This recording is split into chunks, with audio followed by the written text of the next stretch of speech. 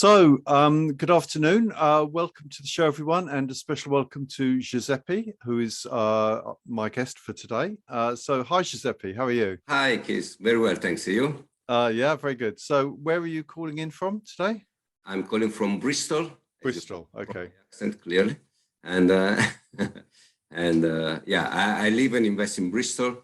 But as you know, I come from Italy. I was born in Milano. Yeah. I lived there most of my life. Okay. I moved to England in 2004.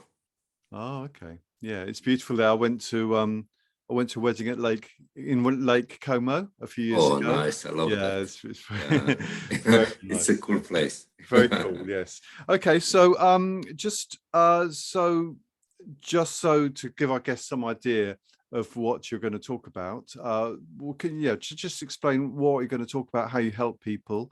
So I believe it's to do with helping people get financial freedom through doing rent to rent. Is that right? Yes. So basically, what I want to share with you all is my journey from being a full-time employee from Shell, the oil company, to then be financially independent as I am now through a couple of strategies that I've successfully implemented, which are rent-to-rent HMO and buy, refurbish, refinance. So yeah, that's the journey I want to explain, and I will not sugarcoat it. I will not say that it was all plain sail, because it was not. Sure. Let's highlight all the negative bit of it. But okay. Okay, so you mentioned there rent to rent using HMOs.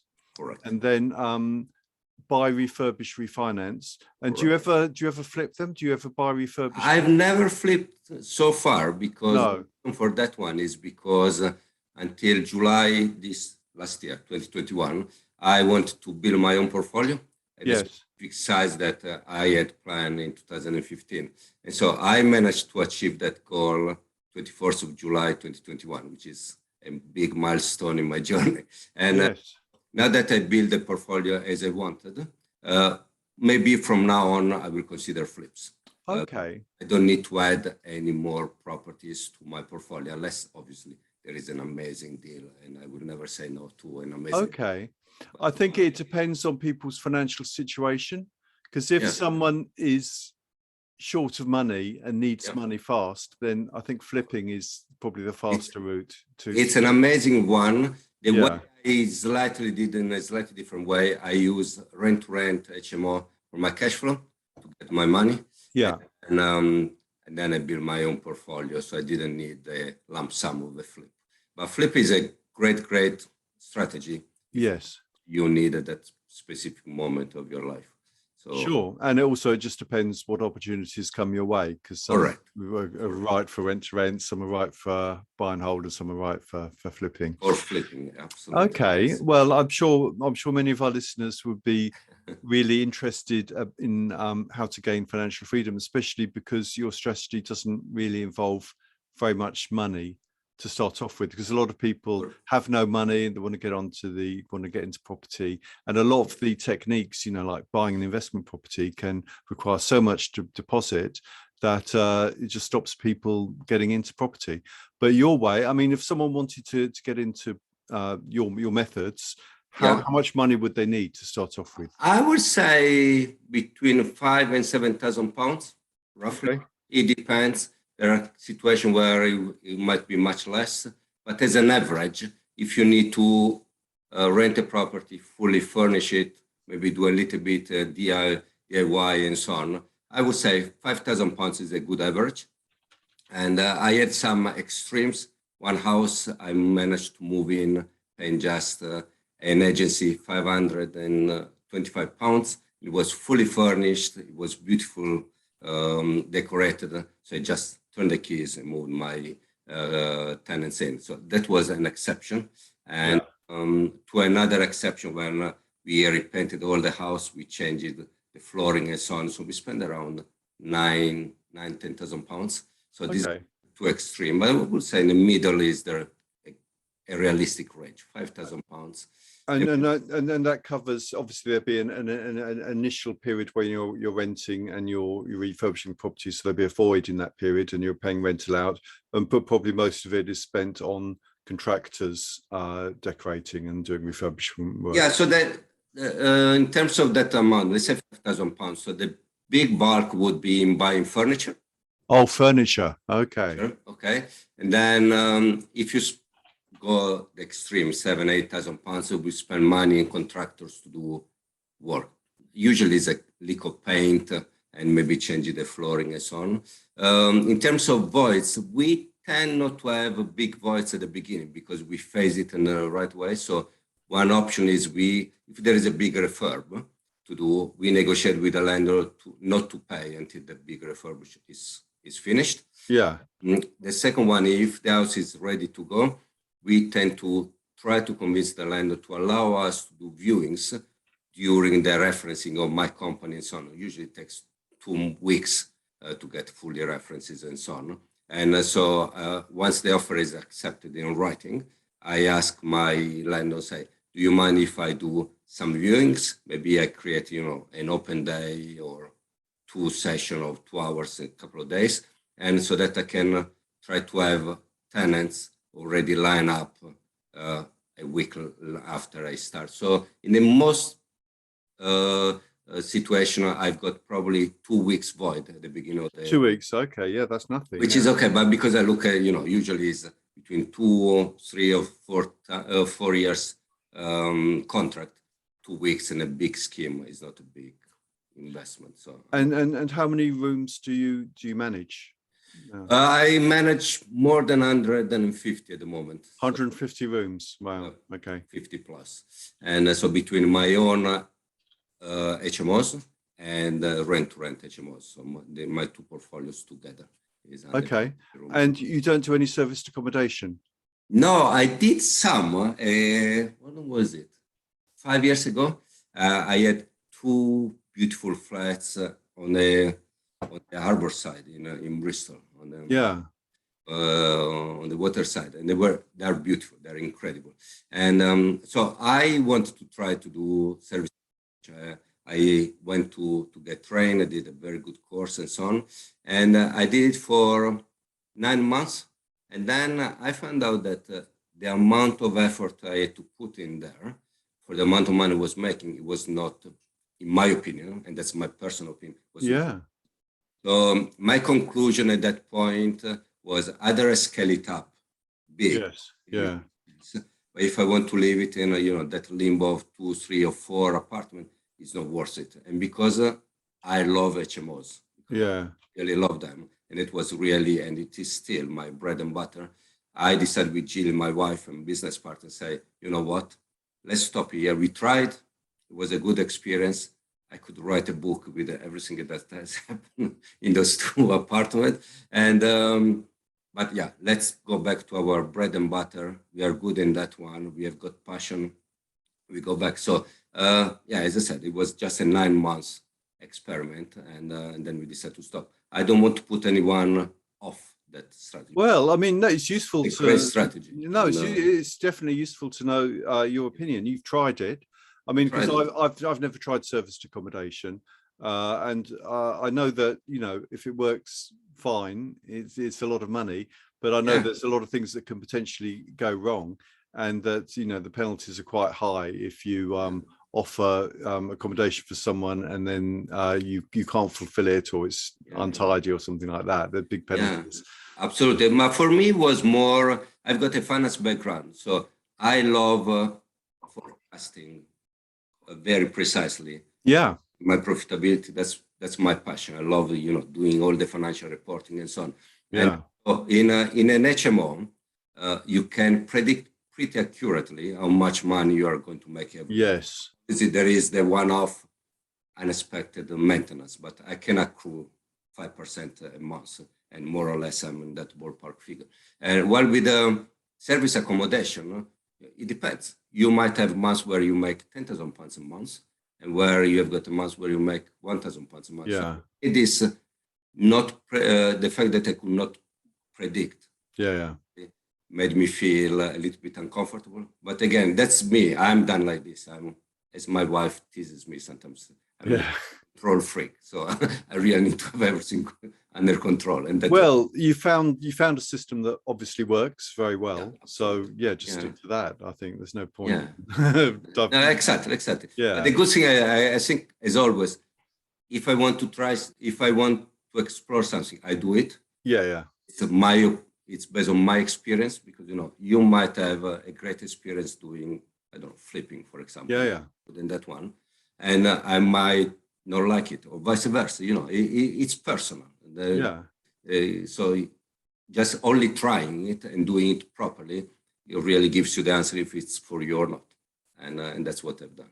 Of course. And so, what sort of tenants do you have?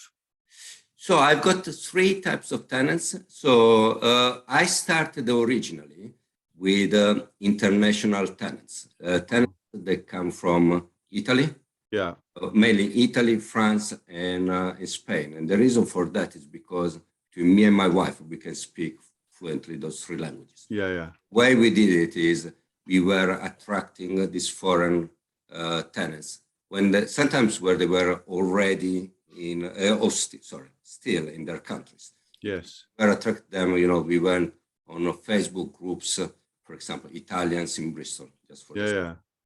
And we were writing in Italian, and people maybe in Milan say, "Oh, I'm moving to Bristol in 1 month's time. I need a room. Can I help?" And the fact that I could communicate in their mother tongue language really broke a lot of barriers, and they saw me as an expert in that.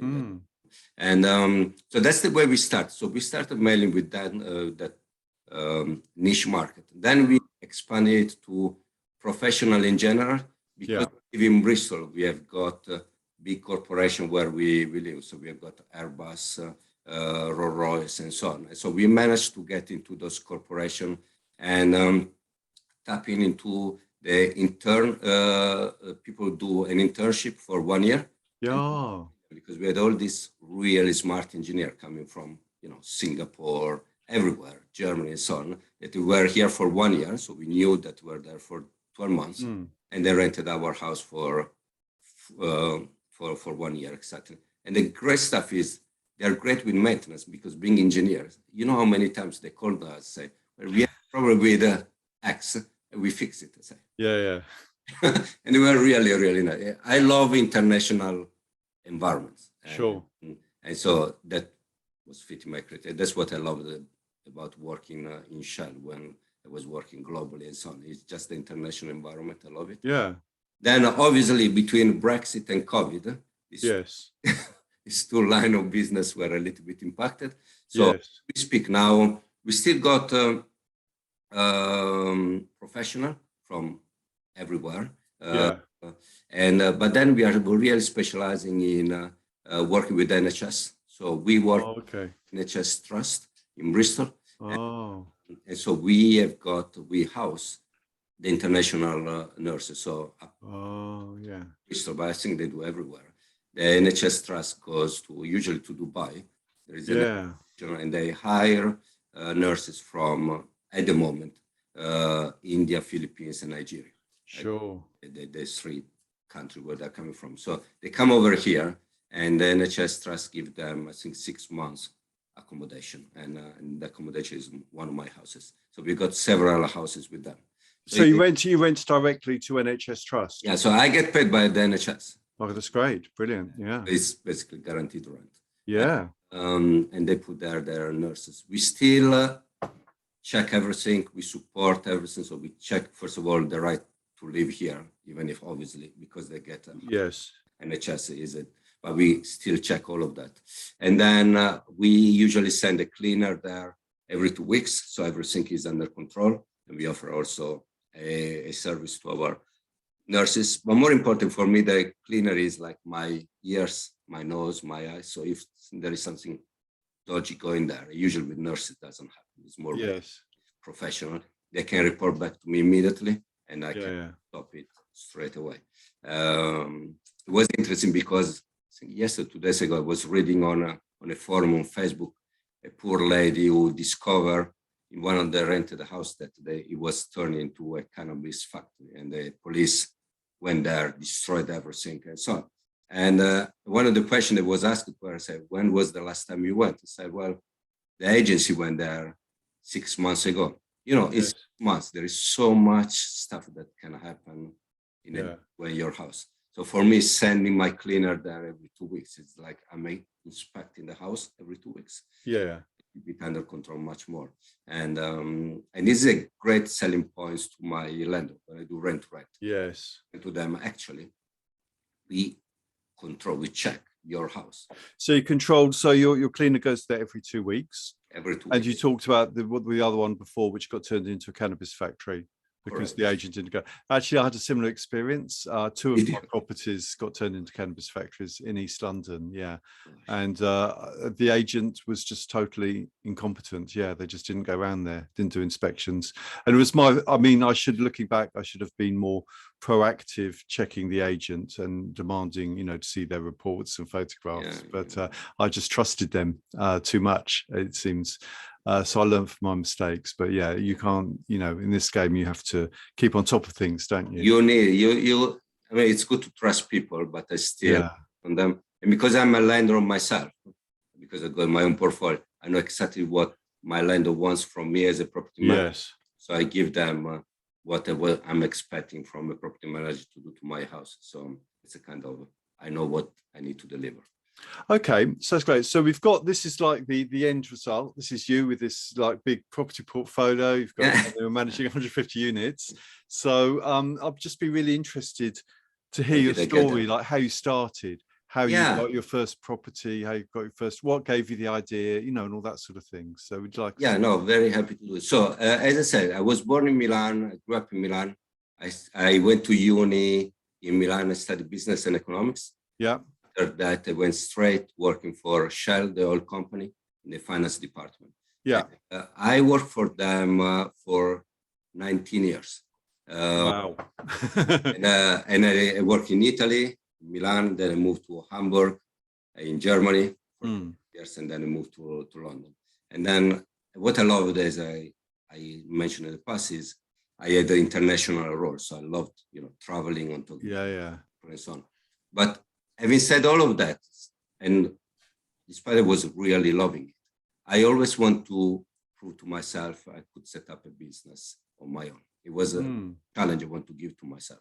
And that's probably because my dad was an entrepreneur in the last phase of his career. And so there was a little bit of competition there. I don't know. I don't want to get there. I want to do it. And when I was a kid, I always loved being an architect. So every time I see, a floor plan and so on, I get excited. It's something that is in my blood. So in 2013, 14, I was in a phase where I said, I really want to try to do something. You always try to invent, to be the new Facebook and so on. But I thought, I'm not that smart. I want to do something more related to properties because I've got this passion since I was a kid. And at that time, I didn't have a lot of money. So I really just Google something like property strategy, which do not require a lot of upfront money. Right. And I say, let's see what comes up. Because, at that time, I was not educated in property. So for me was the only way to buy property was buy with a mortgage, 25%, you rent it out, stop. And then 10 years later, you buy a second one. So I Googled all of that and rent to rent popped up. I read it. I said, it sounds a little bit dodgy. I really don't understand that. But as usual, as I explained before, I take decision based on my real experience. So what I decided to do, I went to a 3-day course and rent to rent. And I remember telling my wife, she's English, and say, I'm going to spend 3 days in London to this course. I might completely waste my money. The best case scenario, we found a way to get out of our corporate world. And I went to this course, and I remember came back on Sunday night with a smile from ear to ear and say, I think we found a strategy for us. And I completely fell in love with the strategy. Was for 3 main reasons. The main one is because it's a totally cash flow strategy. Yeah. Because I want to leave my corporate job.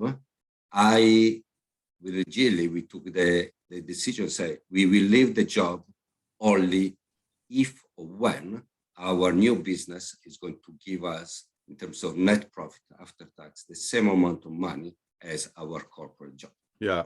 I didn't want to change my quality of life. I said, Sure. I live in this way. I want to carry on living this way, or even better. I don't want to lower my quality of life.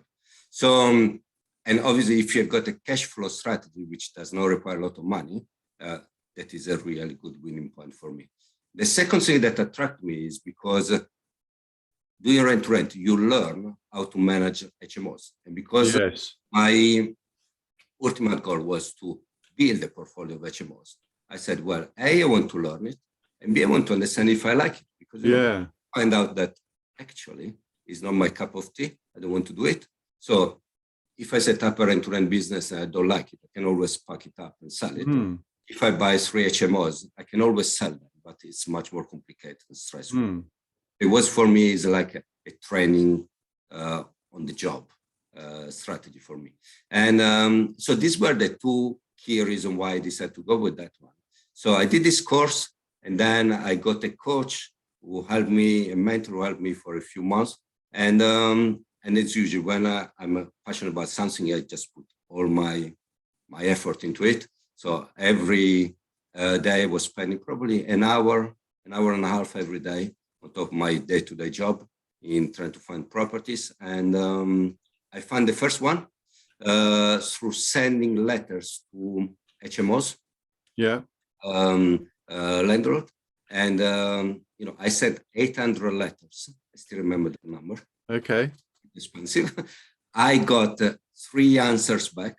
Wow. Told me, please remove me from your database. And that's a good way to start my career.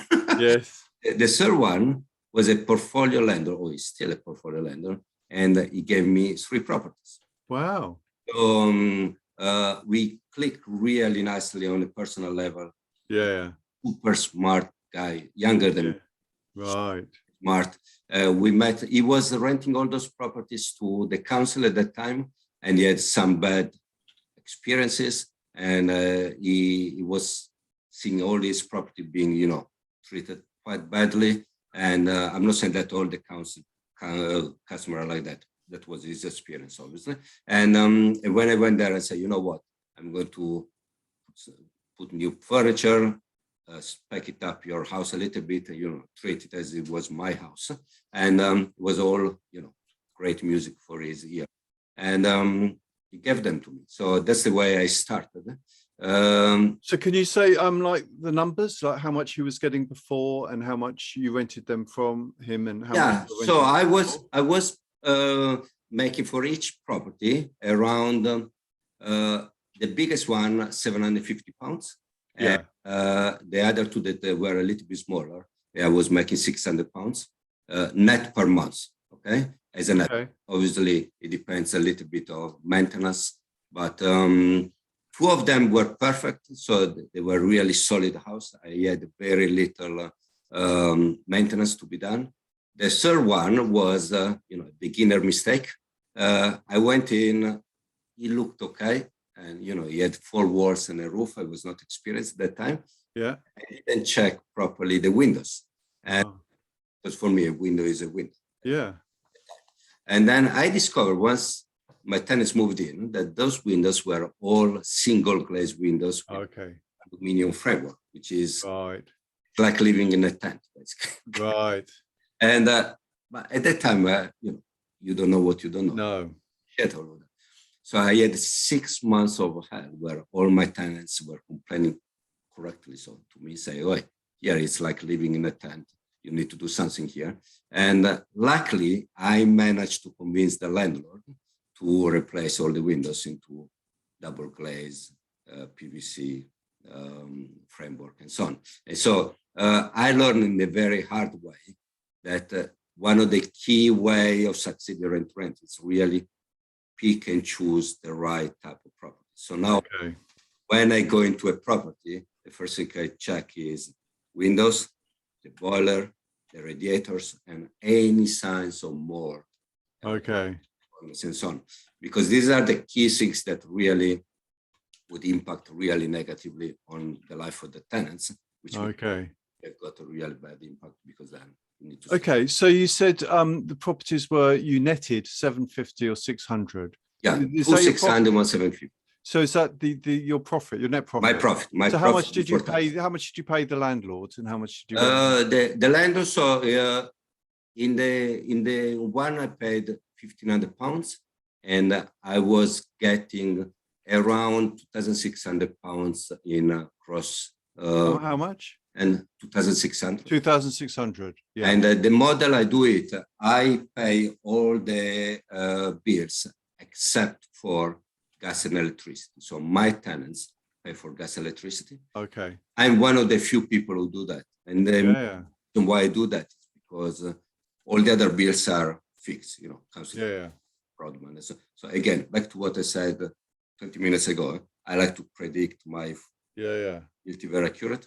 While gas electricity depends on the usage, obviously, And so I didn't want to be in a situation where I couldn't monitor or control big items in my profit and loss.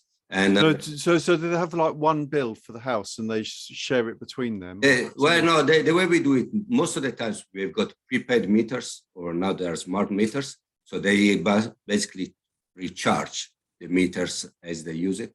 So usually there are 5 of them, and once a month they spend 20, 30 pounds each. They recharge the meter. And it's so the meter is for the house. It's for the house, and so every month they all get together and they pay a certain amount. They pay whatever they need to pay. So I don't macromanage them. We explain from day one how it works, and then it's an internal agreement how to do that. I don't get involved at all. Did you have to put the prepaid meters in, or are they already there? Sometimes yes. The beauty of that is it's free to do that. There are a couple of situations where we couldn't replace the standard meters with the prepaid meters because they were in a very awkward location. So in those couple of houses, we need to do some paperwork ourselves. So on the 30th of each month, we ask for a bill for the month, and then we send it to our tenants and said the bill for this month is whatever, £100. Let's assume it was that, and they pay me the £100, and then I pay the bill.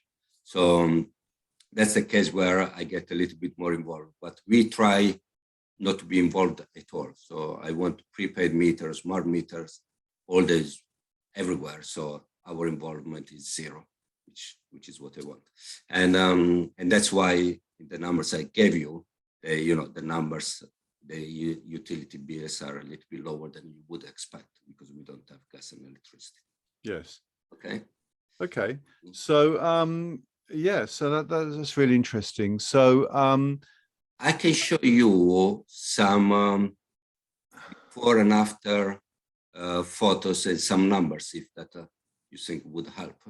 Yeah, it would do. But first, just to explain a bit more. So the owner, he was previously, was he receiving, how much was he getting from the council? Do you know? He was getting from the council a little bit more. I think he was getting 1,700.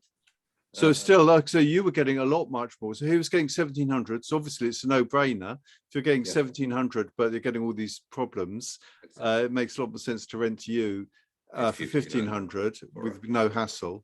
But what's the amazing thing is you managed to get it up from 1,700 to 2,600. Yeah, and the reason for that is because you rent room by room, and obviously if you rent to a family. So he was doing it as a single let. Pardon? Oh, he was the property he was renting as a single let, because I thought he was renting as a council house. As a council house, because you said you sent landlord letters, which means the register of the HMO landlords. Correct. But he happened to be, as well as having his HMO, because he was a portfolio landlord, he had these 2 other ones which were single let. No. Sorry, I didn't explain myself. So this guy has HMOs, and that's what I got it. Yeah. He was renting that property to the council on a single let basis. Okay. It was even though it was an HMO, but he was renting it out to the council on a single. To the council, to the council how do you call it, housing association. Housing association as a single let basis. As a But single it was let. registered by the council. It was registered in their HMO register. Correct, So because it technically was an HMO. But And, he didn't like doing HMOs, which is why he must have had Correct. problems with HMOs before, and then he thought, oh, I'll correct. So he thought I rented to the council, so it's hassle free, it's guaranteed rent, all this kind of stuff. And he found out that actually it was more or less hassle free, but then the house was treated in a way that he didn't like. And it was treated badly. So even though in theory the council is supposed to put it back to the correct, to the same condition, in practice he had problems and he found so the council put it back eventually, but you know, it's still, if you see your beautiful house being treated in a different way, it happened. And then it's, you know, sometimes he had some words complaining and this kind of stuff. So with me, he knew that I was going to spec it up, have a nice tenants, and manage the neighbors myself. So I've not spoken with him for more than a year, and because we don't need to. So that sounds ideal for you because it's already set up as an HMO. Correct. And you're basically paying a single let rent, in fact, slightly less than a single let rent, but it's already set up. So really, all you have to do is you refurbish it a bit, you put in furniture, and then you use these strategies of finding good quality tenants through your own foreign language sites on Facebook, and then you to these corporate big corporations. So because you could, basically you could market it better. You're able to and I can spec it up in a nice way because I've got spec it up. So so how did you spec it up? What sorts of things did you do? So what I do is I tend to try to replace the flooring with, instead of carpet, we put laminate flooring because I think it looks nicer, and more importantly, you know, it doesn't stain. You can clean it very easily and so on. We tend to use neutral colors around the house, but we always have a wall, featured wall. This is my house now. The gray one. Okay. Then we put pictures on the walls everywhere. I hate white walls there. To buy good quality furniture, and the reason for that is because if you buy cheap furniture, it's a false economy, because then you need to replace it on a regular basis, and then at the end, in the long term, you pay even more than that one. We love plants to put everywhere, and in a lot of our rooms where we can, we try to put a flat screen as well. So and so we try to be in the, you know, the luxurious market if we can. Because you know, if you are in the average market, the competition is massive. If you are in the luxurious market where your house rooms are potentially the most expensive in a spare room, but then the product is completely different, there is always a market for that, you know, and that's normal life. You know, the luxurious market is always booming every time. You know, during COVID, I read an article yesterday, the number of multimillionaires got up 10 times more during COVID, you know, because market it is. And so we try to, if we can, we cannot do it all the time, because sometimes, you know, the house is not in the condition to do that. So the furniture you provide, what, a bed, a double bed? So we do at least a queen bed. Queen bed. Minimum, ideally a double bed. Then we've got bedside table with a lamp on it. Then we've got a wardrobe with a chest of drawer underneath. We've got a desk with a chair with a lamp again. We've got a mirror, usually on the wall or on the doors of the wardrobe. And then we've got the television, if we can, on the wall, and then some pictures. And the beds, usually we use a metal frame because you know, you can put stuff underneath, and because it's metal, it lasts much longer than wooden one. And so we have learned also that one. We used to have a complete different range of beds, and kept breaking all the time. let's go with the steady metal one. They still look beautiful in my opinion. And then we buy a very good quality mattress. That's for me, it's Right. and because people want to sleep well, and they last much longer. How much do you spend on the mattress? Between 20 and 50 pounds each time. So Okay. it's quite expensive. At the beginning, I was paying 80 pounds with the mattress. Yeah. They were then the springs were coming out after 6 Sure. months. So that's not good. So I've got a local shop here in Bristol where I got a good deal from them. And between 20 and 50. And do you rent them out on do they all have their own AST contract? Yeah, so it's usually a room only AST. So that's the way we do most of our properties. Sometimes we manage to get a group together, so 5 friends together with one AST for 12 months. And so we put them there. So even if it's an HMO, room by room, but we rent it as a group. And that's where we are moving all our business at the moment. So we are trying to do all of our properties into one AST for 12 months in a group of people.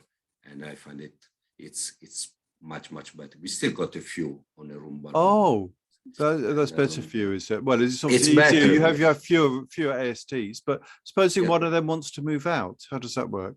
Oh, well, the other one, because the other one are responsible for that AST. They're all okay. They're all responsible for it. But if they move so out, they remove their name from it. Do you amend? We replace it with somebody else. And if they cannot replace it, they need the other 3 or 4 that are staying in the house. They need to pay for the so they find the new person. Either they find it or we find it ourselves. We offer always the option to them to find who they want to live with. Yeah. This person is to live with them. So if it's a friend, it's better. Yeah. They don't know. If they want us to find it, we find ourselves. We've got plenty of time. And how does that work with the AST? Do you then have to stop the old AST and start a new one, or do you just no? You just replace. Just replace one in and one out. And, do they all have to sign it again or not? No. Yeah, they need to sign. Well, they need to sign all together, and there is a bit of admin to be done. A bit of admin, yeah, but it doesn't. To be honest, I've been doing this one ST in a group for 3 years, 4 years, and that's happened less than 5 times in all those years. So it doesn't. Oh, really? That someone's moved out? It's very rare that happens. Really? There are some exceptional. Because they either all stay or they all move out. They all stay and then they all go away. And we had a couple of our houses last summer where origin was a group of 5. 3 of them moved on because one found a boyfriend, the other 2 found a job somewhere else, and 2 stayed there. They found another 3 people, and they carried on for another year. They're still there now, that group. And so I like the one IST group because there is less turnover, and there is less management of tenants because they know already each other. So it's rare that they can fall out with each other, and so it's an easier scheme, in my opinion. And so you've explained how you refurbish them, you've explained how you find your tenants and everything, how you set it all up, but how do you find the landlords, the single let landlords who are willing to? So I find them in 2 ways. One is through letting agencies, which is my favorite way. Okay. The other one is directly with a marketing campaign directly to landlord, like the one that I mentioned. But that goes to HMOs though, doesn't it? The direct mail one. They got direct one, but you can find them also in another way. So if you go on open rent, for example. If you go to? Open rent. Open rent. Yeah, you can go there, you can find there all the properties advertised by private landlords because letting agents cannot advertise there. And the big variety, you've got, family homes, HMOs, and so on. And that's another way to find them. Or you can go on Gumtree. Gumtree, yeah. And there you can go on sometimes on a Facebook marketplace. You can find them there. Okay. There are different ways to, there is, you know, word of mouth. So we have lenders that they referred us to their friends who are lenders themselves, and we got more business through that one and so on. But my preferred way is through letting agencies, because if you build a strong relationship with a letting agent, then you can leverage the network, you know, that network of lender to so through one relationship with one letting agent, you can get 5, 6, 10, 20. But then you would have to pay them what, 10% a month or something, do you? No, I don't pay the agency. So if they lose, they're losing their income if they do that. Well, it depends. So there are two scenarios. One scenario is that the letting agents, there's only a tenant finder job for the letting for the landlord, and that's the best situation. Okay, so they are looking for the landlord goes to them and say, find me a tenant, and then I, the landlord, will keep managing it myself. Okay, so in that case, with me doing rent to rent, that's a perfect combination, because they can find the tenants me very quickly. I'm not in a chain, so I don't need to give notice to my landlord. I can move in very quickly. And the other good thing is, as you know, now the letting agents cannot charge the tenants for any fees. Okay, that's one. They can. However, in a business-to-business situation like with me, they can still charge me, so they can make money out of it. Okay, so actually, so you pay them a commission. You pay commission, which is legally what they need to do. So they can make money out of me, while if they find a standard tenants, they cannot charge anything to the standard tenant. Oh, okay. So this is, so if a landlord goes to a letting agent, there's different types of management. If they want full management, then they might have to pay the letting agent, say, 12% a month. But if they just, and in that case, the letting agent would probably want to keep it for themselves, so they could get that management fee. But if the landlord says, oh, I just want you to find a tenant and I'll manage it, then in that case, it's easier for them to just do it to you, and you would pay they wouldn't even, the landlord's paying them for finding you. So anything they pay them is extra. Exactly. So they get double fees. They get from the landlord, the fee from me. So it's, it's a perfect combination for them. So that's the vast majority of our cases with the letting agencies. Sometimes, even if they do full management, we still manage to work with them, because basically we offer to them a level of support. So for example, if there is a maintenance issue in a standard situation, the letting agency should go to the house, assess the maintenance issue, then they should call 3 trade people, get 3 quotes, and then call the landlord, get 1 quote accepted, and then go back to the house, make the work done, blah, blah. If we are involved in this management, we will do all of that for them.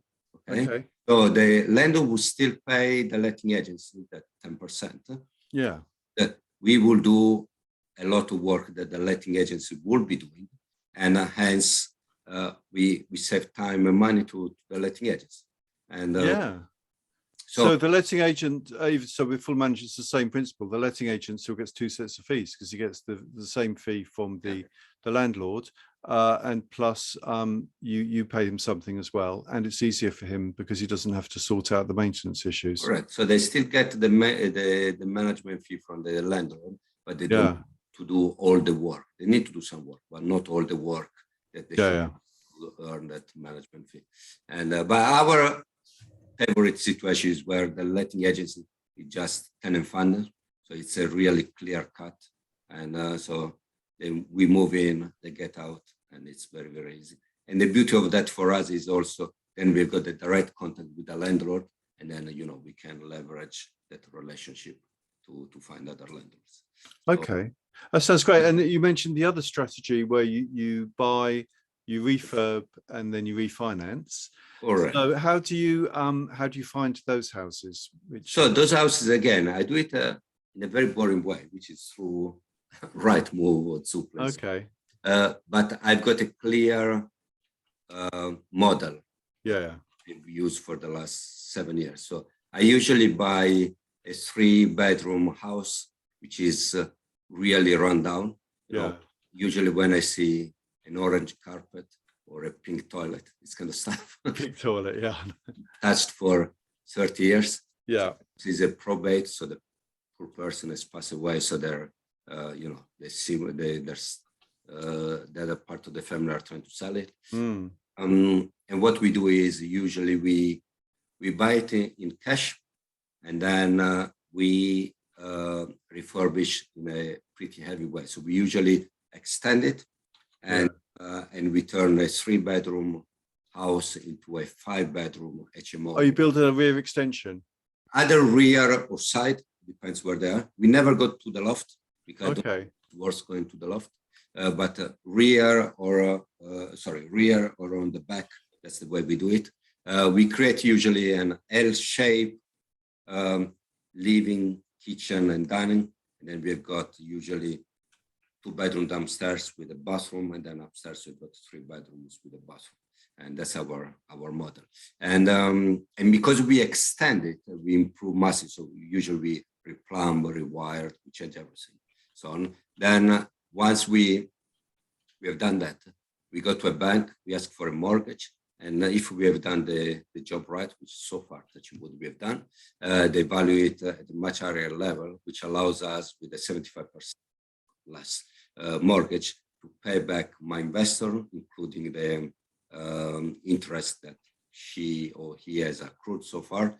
And I usually take out 50% of the money I invest myself in the refurb. So the way we do it, the investor purchases the property, I pay for the refurb. So I show that I've got skin in the game, which I think is very important. So I put the risk, the financial risk myself. And then, as I said, when we refinance it, we give all the money back to the landlord, to the investor, including the interest. I get probably 40–50% of my money back, and then we start again. And that's the way I've done it in the last. So you would leave some money in the deal. Some money there, yeah. And then usually 2 years later, when I refinance it, I take the remaining bit. So when you say you buy it originally, so do you buy it in your own name and the investor lends you the money? We buy through a company, but we buy it through a company. Through our company. And then the investor lends the company money. Yeah, so the first charge do they have? Correct. Yeah. He gets a first charge in RX1 or our property. So there is some safety there. And then when we refinance it, the solicitor gives the money back to the investor first, and then whatever is left goes back to us. And that's done it in the last 6 years. And at the beginning, I used my own money. I get some money myself. And then, as everyone at one point, when you scale up quite quickly, you run out of money. Yes. You are a multi-billionaire. And I found this investor. She's a lovely, lovely lady here in Bristol. I found her through my mortgage broker. And she has financed me the last 5 projects. And, it works very well for her. It works very well for me. And so you just have one investor? Just one investor. But were you open to more investors? If people came along, you're open to more? Potentially. I don't want to expand my business anymore, but I might do flips. Maybe we can have a chat about. So, and it's interesting, you found the investor through your mortgage broker, because people are always looking for investors. But and it was a funny way, because I've been working with this mortgage broker for 10 years now. Yeah. All my career, plus before when I bought my own house.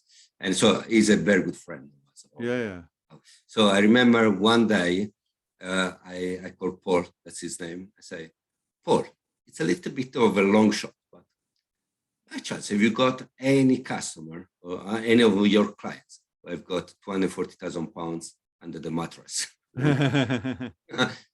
And he said, you know what? Actually, yes. In fact, I've got somebody who's got much more than £240,000 under the mattress, and he lends that money through me, so my broker, to work clients. And he was very honest. He said, Giuseppe, I just monitor your career, how you were building Yeah. for the last 4 or 5 years. I didn't offer this lady to you at the beginning because I want to test you. Yeah. Think that you deliver, because obviously Yeah. my number, he knows the number better than I do. I can trust you. So I'm very happy to put you in touch. And the rest is history. Yeah. 5 houses later, we are still working together. And so it's brilliant. I feel I won the lottery meeting. Yeah. And so that's the way I did it. That's amazing. So, so obviously, if someone's starting out, they're better off starting off with rent to rent, because that doesn't involve any capital. But later on, when they start to get some capital, then they can do this other buy refurb owners. Yeah, correct. So I chose rent to rent, as I said, for cash flow. Mm. Goal I gave to rent was to replace my salary and Gilles' salary, and that's what we did quite quickly. And then the second phase of the second goal we gave to rent was to help us to live the life we want to live. Yes. Create surplus of cash in order to build our own portfolio in the way that I've just described. That's what we have done it. And so now we are in phase 3, which means that our portfolio is paying our lifestyle. Yeah. So we are going to carry on with rent-to-rent business. And what I want to do is I want to use that money, that net profit from that business, to pay down the mortgages on my portfolio. Yes. Okay? Because eventually it would be nice to have, a portfolio without any mortgage on that. Yeah. And once that happens, I can retire. I think I will never retire because I've got too much passion for this. But I can really chill as much as I need. Yeah. And so that's what I always share with everyone. You need to choose a strategy, a property strategy, and give a specific goal or goals. So you don't choose one because it's the flavor of the month. You need to say, I want this strategy to deliver X, Y, Z, because X, Y, Z is the way I want to live my life. And that's what I do to rent. I gave rent 3 tasks. So far, it has delivered 2 tasks out of 3. And now we are in task 3. And so in a very scientific way, and that's the way I tend to do stuff. And how long did it take you to replace your salary? So I started in November 2014. And in January 2016, Gilly left her job. And in July 2017, I left my job. So not very, 2 years. So 1 year for your wife and 2 years for you, which is amazing, really. No, and honestly, just working probably between 8 and 10 hours a week on our. At all? It's not that much, because again, the trick is to choose the right property and the right tenants. We spend a huge amount of time in vetting our tenants and choosing the right property. And we, even before doing a viewing with the potential tenants, we ask these poor tenants 12 questions. So we really screen to death these tenants. And only if they pass this first screening of 12 questions, we allow this person to do the viewing. If he or she doesn't pass these 12 questions, we don't even show them. What sort of questions do you ask them? Well, we ask, one of the questions is, which makes me laugh a lot because I couldn't believe I had to ask this question, is, have you checked the location of this property? Because at the beginning, I used to do a lot of viewings. And one of the reasons they say, I don't want your room, is because it's too far from where I need to work. Right. We have got Google Map on everything. Just put the postcode of where you live or where you go to work every day and the postcode of my house and see if the distance. And then we do a lot of screening. We check them on social media. That's really important for us because this person might, pass all the technical screening, like the previous landlord and so on. But I want to understand what type of life this person lives. Sure. If he lives a life that I don't want this guy to live in my house, that type of life. I've got the rights to say, no, that's not a good tenant for me. And we speak with previous landlords. speak with the other tenants. And so, yeah, there are a lot of questions that we ask. And it does work. We still got it wrong a couple of times, but I think we got 3 bad tenants, and they were not really bad. Yeah, that's not bad considering and it's not bad. I was most people would have a lot more. Much worse. Yeah, of course. And so I was also curious. So the example you gave was where it was already set up as an HMO, but you got it at a single let price. But presumably most of yours, you're renting them. They're single let properties, are they? And you're having to turn them into HMOs, are you? Correct. You're having to put fire doors in, you're putting alarms in. And how much is that still included in the 5,000 to 7,000, or is it more? Yeah, it's more towards the 7,000, that one, because it's probably between £2,000 and £3,000 to make it compliance with HMO. So you need to have fire doors everywhere, obviously. Then you need to have a fire alarm all interlinked with a wiring. You need to have a heat system, a heater detector, usually in the kitchen.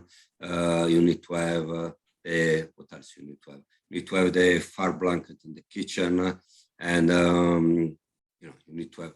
There is a long list of things you need to do. And do you have to apply for a license, or? Sometimes yes, sometimes not. Yeah. Depends. So if it's 5 or more people living in the house, you must apply for a license. Yeah. Obviously, if it's 4 people in some areas, you need to apply for a license if there is what is called additional license or selective license. In some areas, you don't. And to be fair, at the beginning, that was a kind of my game, to use a 3-bedroom house with 2 reception rooms, turn it into a 4-bedroom house, and in an area where I didn't need to apply for a license. I was still making it compliance with HMO, because for me, the compliance to HMO is all about safety, okay? And because it's all about, preventing fires and gas and stuff like that. And, but, not having to apply for a license was a level of complexity that at the beginning I didn't want to go there. I was not. Okay. But you're not in an Article 4 area then, are you? I've got it near me. Yeah. Article 4. In fact, the annoying bit is, when was it? 2 years ago, 2019. Yes, 3 years ago now. I was just about to buy what would have been the best house in my portfolio. It was just wow. Perfect. And I put an offer, was accepted, was good price and so on. And 1 month later, Article 4 kicked in that area. And I complete in those 4 weeks. So yeah. And I was so annoyed. I was really annoyed. And, but that's the life. And yeah. Well, it's been with the games. We better call it a day. We've had now. It's been fantastic talking to you, Giuseppe. No problem. I haven't adopted this strategy myself, rent to rent, but I've heard a lot about it over the years. And obviously, some people do it well, other people do it not so well. There is a lot of bad press about it. Yes, and I know in your case you said you had a mentor, and I think you offer mentorship yourself, don't you? So, correct. Yes. And so if someone wants to get in touch with you, they can through Facebook or LinkedIn. They can find me as Giuseppe Leon, or my email address is gi@gateproperties.co.uk. And that's your website, is it? Liongate Properties. Liongate.properties.co.uk. Yeah. There is our letting business called myplaceinbristol.com. Okay. All our properties are there. So again, you can contact me through that website. And Okay. Having me here, I really enjoy it. Great. Yeah, me too. We can do stuff together on flipping and so on. Yeah, sounds good. So great to have you on the show, and I hope to meet you in real life one day. I hope so. Thank you so much. Thank you. Bye. Bye.